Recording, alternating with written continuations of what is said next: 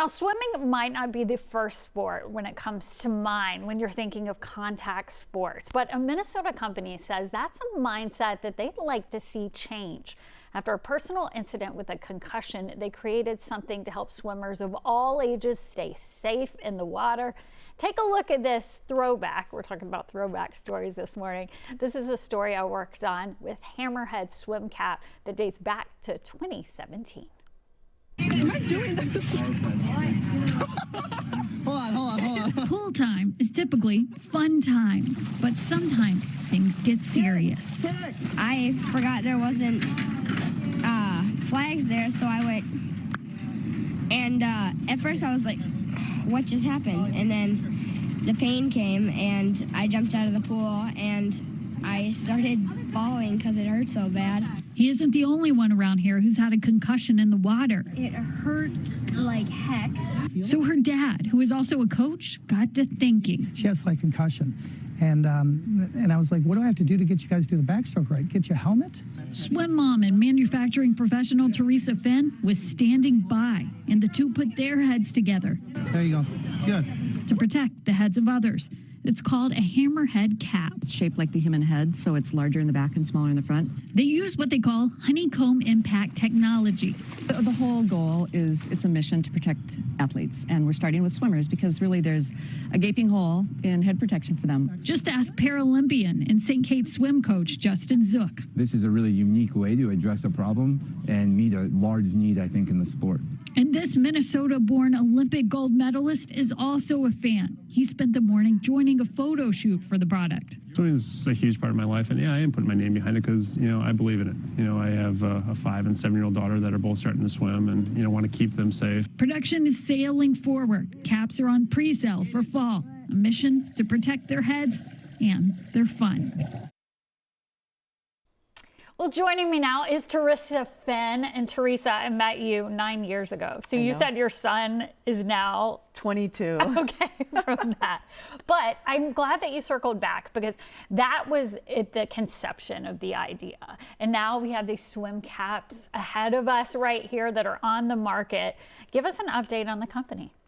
Well, we have, when we last met, it was 2017, and we were just working with our prototypes at that time.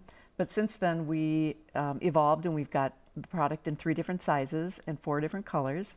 And we started growing organically on our website. And we just launched on Amazon this spring, which is very exciting. Oh, that's huge. Yes. And I see a couple of the colors here too. Now, it might look like a regular swim cap, but when I feel it, it's a lot thicker on top here. And I know that's because of concussions. And you want to keep that conversation going that concussions can happen in swimming. Right. There are some primary risk zones in although we were born in swimming, we do work with all different aquatic sports. So there are risk zones in swimming. So when the swimmers are doing the backstroke, there are flags 5 meters off the edge of each end of the pool. So if they're trained to do their arm count to either stop the race or to turn, and they get faster and stronger, and sometimes things go awry and they are swimming into a cement wall, right? Yeah. Other areas are with triathletes when they're doing those mass chaotic entries into the race, into the water, where elbows are flying and legs are kicking, and so it's kind of a scary risk zone for them, as well as when they do buoy turns where it's very congested. Yeah, I think those are all great examples of how dangerous it can be. And one of the things I really like about your company is, at the end of the day, safety is the mission here. So as far as just educating people on swimming in general too, the idea of it being a contact sport, you're pushing for that. Absolutely. I mean, contact means there's a collision between 2 things. And so whether you're an artistic swimmer and you're in tight formations or you're in the open water swimming, it is not a combat sport, but it is a contact sport. And so you want it recognized as that, right? Absolutely. For the dangers right there. Okay, well, I know that these swim caps are right here in front of us right now, but I'm sure there are going to be people at home who are interested in buying them. So what's a good way to get in contact with your company? Great question. We are on Amazon, so Hamemr Head swim caps, or you can go to our website, hammerheadswimcaps.com.